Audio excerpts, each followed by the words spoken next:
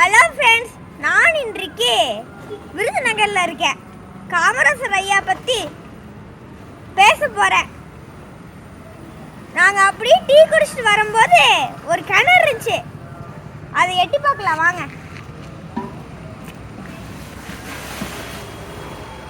பாருங்க, கிணத்துல தண்ணி இல்லை, வெறும் பிளாஸ்டிக்ஸ் தான் இருக்கு அப்படின்னு நினைச்சேன்.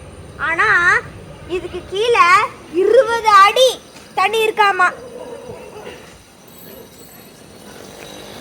தயவு செய்து பிளாஸ்டிக்ஸ்க போடாதீங்க. இந்த மாதிரி நீர்நிலைகள் பக்கத்துல, ஆத்து பக்கத்துல, குளத்து பக்கத்துல எல்லாம் போடாதீங்க. தயவு செய்து பிளாஸ்டிக்கை அவாய்ட் பண்ணுங்க.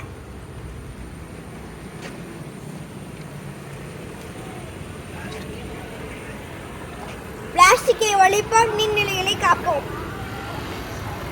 பூமி பந்தை காப்போம்.